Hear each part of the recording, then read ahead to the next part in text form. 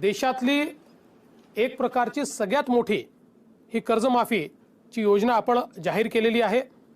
आपण जर बघितलं तर यापूर्वी आंध्र प्रदेश असेल, तेलंगणा असेल, कर्नाटक असेल, पंजाब असेल, कोणीही एवढी मोठी योजना केली नाही। पंजाबची योजना 10,000 कोटीची, कर्नाटकची 8,000 कोटीची, तेलंगणाची 10,000 कोटीची, आंध्रची 15,000 कोटीची आणि महाराष्ट्राची योजना ही 34,000 कोटी रुपयाची योजना आपण जाहीर केली आहे। या योजनेच्या अंतर्गत जे विविध थकीत शेतकरी आहेत अनेक वर्षापासून, या सगळ्यांना आपण कर्जमाफी देण्याचा निर्णय केला। त्याच्यामध्ये काही अटी आपण टाकल्या। पहिल्यांदा तर ही कर्जमाफी आपण सरसकट केली, म्हणजे जमिनीची कुठली मर्यादा त्याला ठेवली नाही। अल्पभूधारक असं पहिल्यांदा आपण म्हटलं होतं, पण त्यानंतर शेतकऱ्यांकडून मागणी आल्यानंतर आपण याच्यामध्ये जमिनीची कुठली अट न ठेवता सर्व शेतकरी याला पात्र केले। 1.5 लाखापर्यंतची जी कर्ज होती थकीत, ही पूर्णपणे आपण त्या ठिकाणी रद्द केली आणि ते पैसे सरकारच्या वतीनं जमा करण्याचा निर्णय केला।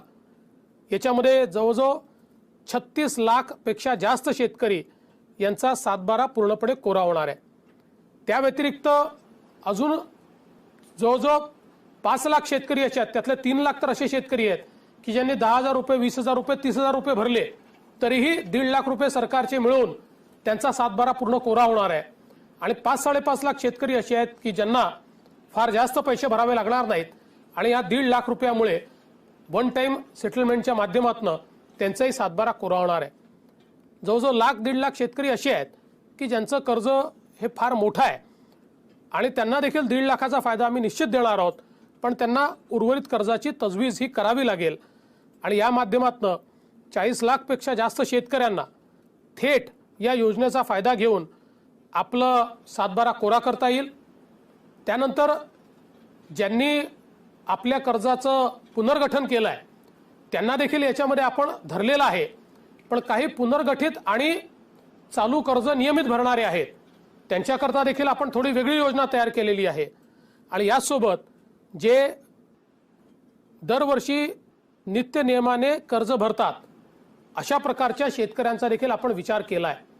खरं म्हणजे ज्यावेळी मी विधानसभेत बोललो होतो त्याच वेळेस सांगितलं होतं की नियमित कर्ज भरणाऱ्या शेतकऱ्याला असं वाटू नये की आपण नियमित भरलं हे योग्य झालं नाही आणि म्हणून त्यालाही आम्ही काही ना काही योजना देऊ।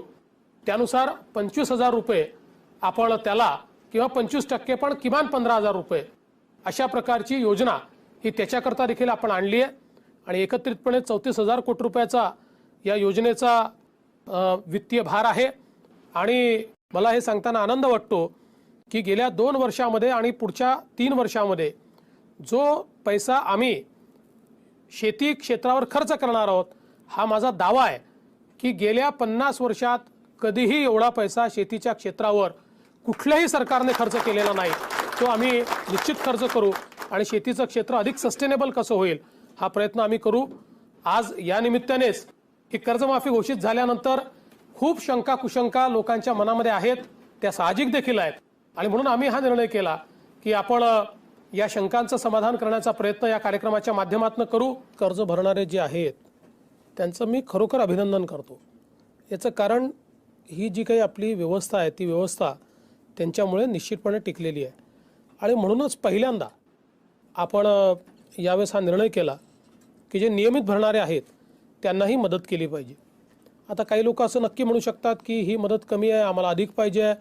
काही लोकांनी मागणी केली 25 ऐवजी 50 करा, काहींनी केली 40 करा, काहींनी केली 60 करा। मागणी काही चुकीची नाही आहे, पण प्रश्न एवढाच आहे की शेवटी आपल्या अर्थव्यवस्थेवर किती ताण आपण सहन करू शकतो याचा देखील विचार आपल्याला करावा लागतो। आणि अधिकचा ताण जर आपण टाकला तर शेती क्षेत्रातली गुंतवणूक ही जर बंद झाली तर नव्याने लोक कर्जबाजारी होण्याची एक मोठी शक्यता तयार होते।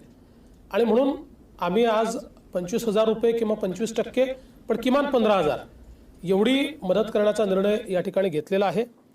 पण भविष्यात हे जे काही नियमित कर्ज भरणारे शेतकरी आहेत यांना जास्तीत जास्त योजनांच्या माध्यमातून कसा लाभ देता येईल हा प्रयत्न मात्र राज्य सरकारच्या वतीने निश्चितपणे केला जाईल।